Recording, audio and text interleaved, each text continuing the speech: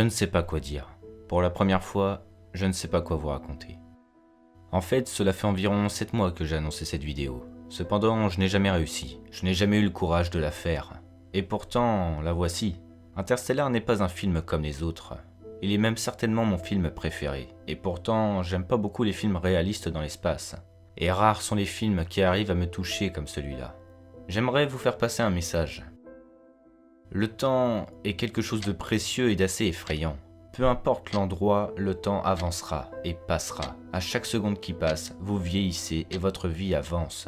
Le temps peut s'accélérer, s'étirer, se ralentir, mais en aucun cas il ne peut s'inverser. On ne peut pas changer le passé. On ne peut pas revenir en arrière. Peu importe nos actions, le temps avancera et s'écoulera. Et cela fait partie de la nature. Personnellement, j'ai toujours vécu en comptant le temps. Mes heures de sommeil pour le lendemain, mes années d'études, ou même pour ma chaîne YouTube, c'est assez maladif. J'ai peur du temps qui passe, et je me rends compte avec le peu de temps de vie que j'ai passé avec un de mes deux parents. Interstellar m'a ouvert les yeux là-dessus, car malgré la fiction, de vrais messages se cachent dans ce film. Prenez le temps de vivre votre vie. Faites ce qui vous importe le plus, le temps s'écoule, et personnellement, je n'ai pas envie de regretter plus tard. Profitez de votre famille, de vos proches, réalisez vos rêves, faites ce qui vous importe le plus. Nous n'avons qu'une seule vie, il faut en profiter. 7 mois que je veux faire cette vidéo, par peur du sujet complexe, du grand chef-d'œuvre qu'est Interstellar. Et pourtant, c'est ce dernier qui m'a donné conscience qu'il fallait que je prenne le taureau par les cornes, et que le temps, lui, n'attend pas. Alors Argo, fais cette vidéo que tu souhaites réaliser depuis un moment et fonce, tu en seras fier. Et finalement, la voilà. Bref, on ne va pas s'attarder plus longtemps, j'espère que mon message ne vous aura pas trop ennuyé, mais je tenais vraiment à vous partager ce dernier. Merci à ceux qui auront pris le temps de l'écouter. Pour ceux qui ne se rappelleraient pas d'Interstellar, c'est un film de science-fiction réalisé par Christopher Nolan et sorti en 2014. On nous parle d'une espèce humaine se situant dans le futur de notre monde. La nature se retourne finalement contre nous, cessant de nous offrir de quoi vivre. Nous sommes arrivés à un temps où la planète cesse de nous donner et nous reprend ce qu'elle nous a fourni. Ce que nous recherchons maintenant, ce sont des agriculteurs, pour nourrir le monde surpeuplé et dévasté. Mais cela ne suffit pas. Il faut sauver l'humanité de l'extinction, et le seul moyen est de quitter la Terre. L'homme est né sur cette Terre, mais rien ne l'oblige à y rester.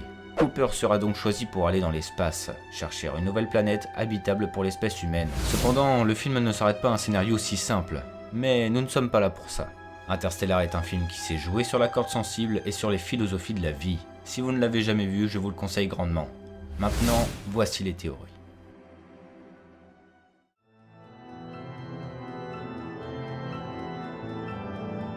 Si vous avez regardé Interstellar, vous avez forcément réfléchi pendant de longues minutes sur la fin que nous proposait le film. Cooper se laisse tomber dans Gargantua, un vieux et gigantesque trou noir, car c'est le seul et dernier moyen de peut-être pouvoir sauver les habitants de la Terre. Cooper se fait donc aspirer et arrive dans l'espace de la 5e dimension, réalisée par des êtres du futur.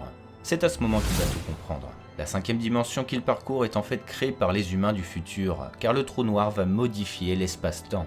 Il va donc être au final celui qui va découvrir cette 5e dimension, basée sur la gravité, car il transmettra à Murphy, sa fille, le moyen de manipuler la gravité, solution du problème de l'humanité via la vieille montre qu'il lui avait offert quand elle était petite.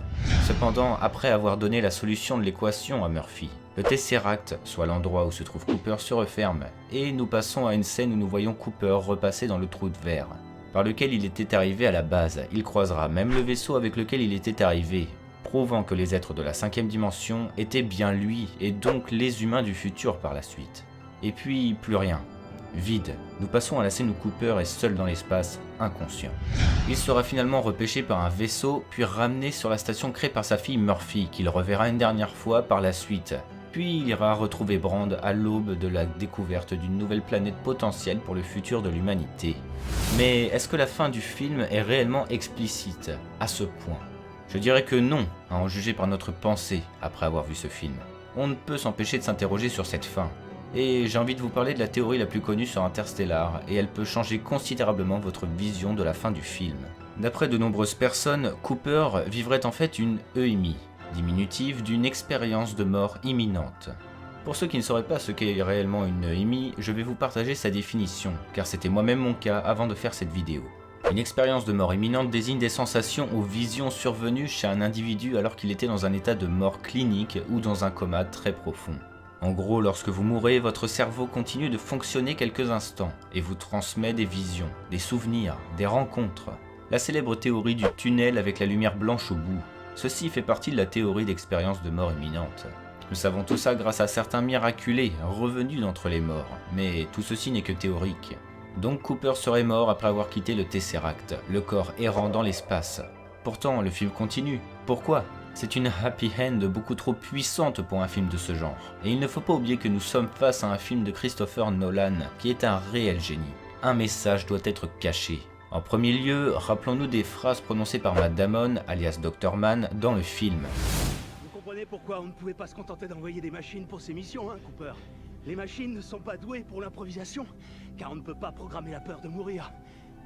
L'instinct de survie est de loin notre première source d'inspiration. Tenez-vous par exemple, un père dont l'instinct de survie s'étend jusqu'à ses enfants. Et d'après la recherche, quelle est la dernière chose que vous verrez avant de mourir? Vos enfants, leur visage. À l'instant de la mort, votre cerveau va faire un effort un peu plus grand pour survivre. Pour vos enfants. Il ne dit pas ça par hasard, loin de là. Quand Cooper agonise suite à l'attaque du docteur, la première chose qu'il voit est sa fille Murphy, avec qui il possède un réel lien. Son cerveau fait un dernier effort pour le maintenir en vie, et il le restera par la suite. Je ne vous dis pas ça par hasard une fois de plus, car si nous analysons la fin du film après le coma de Cooper, nous sommes en présence de scènes que le pilote rêvait. La sauvegarde de l'humanité en sauvant les gens de la Terre. Sa maison, revoir sa fille Murphy. Cooper s'imagine la vie qu'il aurait aimé avoir après son expérience dans la 5e dimension. Il savait que Murphy serait très âgé. Il en a parlé avec Tars, juste avant son coma, ou sa mort plutôt. Il s'est donc imaginé toute cette scène et de nombreux indices vont dans le sens de cette théorie. Tout d'abord, il faut savoir qu'aucun être humain ne peut survivre à la pression gravitationnelle d'un trou noir, et il pourrait même que Cooper soit mort directement en entrant dans Gargantua. C'est d'ailleurs une grosse critique Interstellar a subi, que le film serait trop dans la science-fiction. Mais justement, Christopher Nolan sait ce qu'il fait, et il a réalisé le film avec Kip Thorne, une référence mondiale des trous noirs. La mort imminente serait le message caché du film. Cooper possède un lien puissant avec sa fille Murphy et la voit dans toutes ses visions, et cela va de même s'il doit mourir. On ne voit d'ailleurs jamais Tom, son fils aîné, dans ses visions. La fin est comprise, on ne voit que Murphy âgé. On supposerait qu'il est mort car il était plus âgé que Murphy. Mais justement, Cooper aurait intégré le fait que Tom soit déjà mort de vieillesse. Son souhait véritable était de retrouver Murphy, même si elle était très âgée, et c'est le cas à la fin. Quand Cooper se réveille dans la station suite à son pseudo-coma, nous avons l'image d'une station en forme de tube, sûrement due à la manipulation de la gravité, mais une autre vision peut nous arriver. Le tube pourrait symboliser l'image du fameux tunnel avec la lumière au bout, lorsque nous mourrons.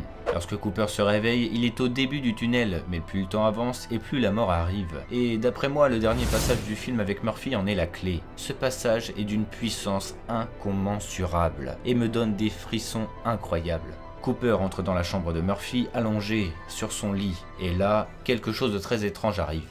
Tout le monde s'écarte en regardant Cooper et le laisse en compagnie de sa fille. Cooper ne regarde absolument personne. La famille est juste là pour symboliser la famille justement. Tous ces visages sont inconnus et très peu exploités car Cooper n'a justement aucune connaissance de ses petits-enfants. Et comme dans un rêve, imagine des visages pour représenter ces petits-enfants. Ils sont juste là pour symboliser la famille comme je l'ai dit. En aucun cas il leur parle, et son regard se tourne seulement vers Murphy. D'ailleurs, cette famille semble aussi ignorer leur aïeul, qui a sauvé pourtant l'humanité, puisque Murphy leur a tout expliqué. Ce n'est vraiment pas anodin. Puis, quand Murphy dit à son père de partir rejoindre Brand, c'est à ce moment précis que le rêve s'arrête. Le plan est filmé de telle façon que cela nous donne l'impression d'un retour arrière, en mode la famille se rapproche alors qu'il s'écartait et cache la vue de Cooper vers Murphy. Comme quand il est arrivé dans la chambre. Ce plan n'est vraiment pas filmé seulement pour la beauté du film, cela cache réellement quelque chose. Cooper s'en va donc rejoindre Brand, il prend un vaisseau et retourne dans l'espace, la fin du voyage et donc du rêve. Cooper prend finalement le tunnel et s'en va pour retourner là où il nous avait précédemment quittés, dans l'espace. Il a finalement revu Murphy, l'objet principal de son fantasme de mort imminente, et nous quitte finalement en paix, en voulant rejoindre Brand, qui symbolise la mission qu'il a toujours voulu comme réussite. La survie de l'humanité en déplaçant les humains de la Terre vers une autre planète. Peut-être que l'amour a un sens plus profond et que nous ne pouvons pas encore comprendre. Ce peut être un témoignage. La marque d'une dimension supérieure que nous ne pouvons pas encore consciemment percevoir. Je vais à l'autre bout de l'univers, attiré par un homme parti il y a 10 ans, et qui, selon toute vraisemblance, est mort. De toutes les choses que nous percevons, seul l'amour transcende les dimensions temporelles et spatiales. Peut-être bien qu'on devrait accepter en confiance ce qu'on ne saisit pas encore.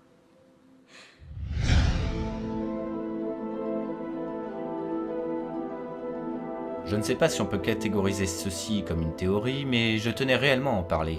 L'amour est quelque chose d'important et de très présent dans Interstellar, et nous le voyons principalement grâce au lien qui unit Cooper et sa fille Murphy. Ce sera même au final l'amour que Cooper porte avec sa fille qui lui permettra de donner la solution à Murphy pour qu'elle sauve les habitants de la Terre. Eh bien, je me demande si l'amour ne serait pas en fait la 5e dimension justement. Enfin, la 5e dimension sera le temps, mais l'amour y serait pour quelque chose. Comme il est dit par le professeur Brand, l'amour est quantifiable et transcende le temps et l'espace. Peu importe la distance, peu importe la durée, l'amour ne changera pas. Vous savez, on dit souvent que les jumeaux ou même une mère avec son enfant savent quand ceux qu'ils aiment vont mal, malgré une grande distance. Eh bien, pourquoi pas? Il faut savoir que dans Interstellar, l'amour est doué au final de raison. La passion permet finalement la raison. Nous avons le cas avec Cooper dans la 5e dimension, mais aussi avec le professeur Brand qui trouvera au final la future planète habitable pour les humains, celle du professeur Moons dont elle était amoureuse.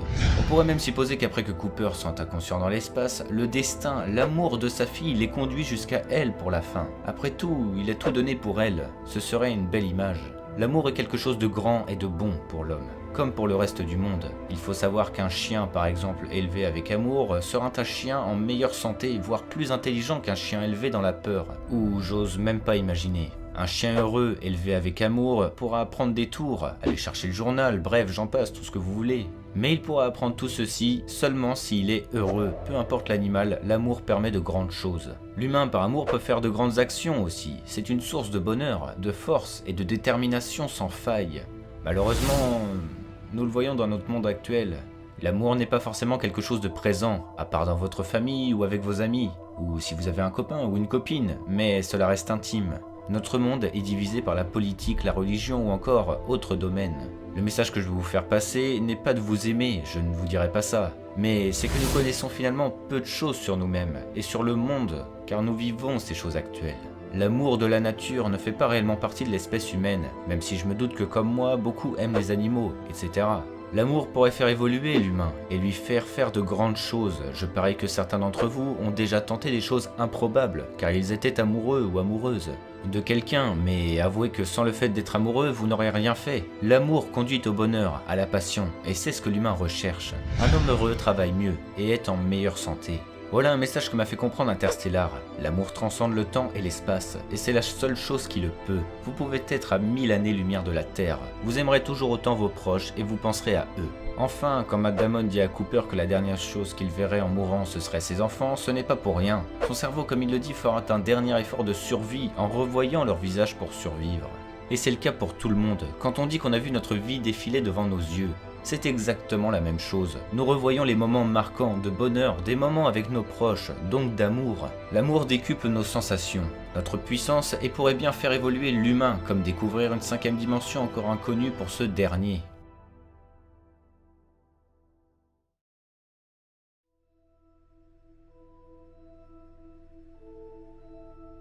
Enfin, pour terminer, se pourrait-il qu'un Interstellar 2 fasse son apparition un jour? C'est ce que nous allons voir tout de suite.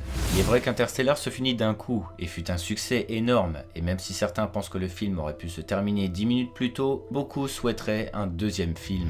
Mais je ne suis pas trop de cet avis personnellement, mais cela reste possible. Cooper est encore vivant, et il lui reste de nombreuses années à vivre. La mission n'est toujours pas terminée. Murphy a fait le plus gros du travail grâce à la solution sur la montre. Mais les humains ne sont toujours pas sur une planète habitable, ils sont seulement sur une plateforme spatiale. Brand aurait trouvé la planète habitable que chercherait l'espèce humaine. Cooper ira même la rejoindre avant que le film ne s'arrête brusquement. Une suite pourrait donc être créée. Cooper et Brand termineraient la mission en déplaçant l'espèce humaine sur la planète de Moons. Ou bien on pourrait retrouver Cooper et Brand dans le futur, où l'humanité serait installée sur la nouvelle planète. La conquête spatiale pourrait alors reprendre et Cooper et Brand iraient donc visiter les autres planètes des 12 astronautes partis en mission à l'époque. Après tout, l'humain maîtriserait la 5e dimension cette fois-ci, donc pourquoi pas? Mais au final, qu'est-ce que ce second opus, s'il y en avait un, apporterait? Interstellar ne traite pas seulement d'une histoire de science-fiction, c'est un film qui reste tout de même réaliste au niveau de l'humanité. Le film a su manier avec grandeur des philosophies de vie qui sont importantes et nous fait passer des messages nécessaires. L'amour est un bon exemple. L'amour pourrait être la clé de tout, comme je le disais auparavant. Peu importe l'espace-temps, vous aimerez toujours autant vos proches.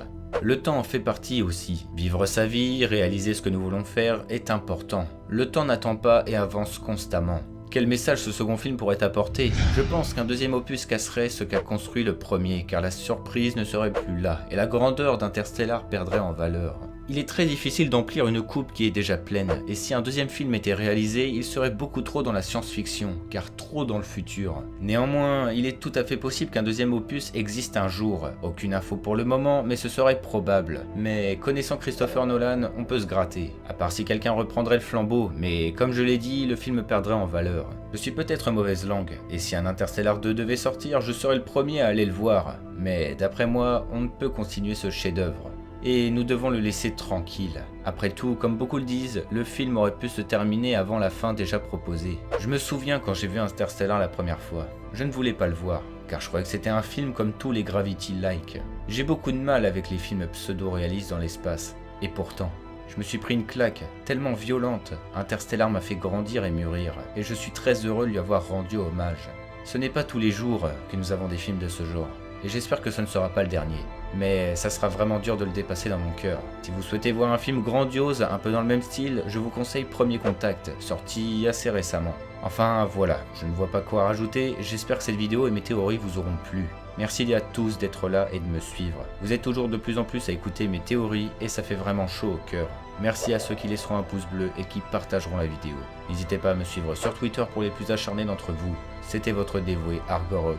Et que le Lionheart soit avec vous et à jamais.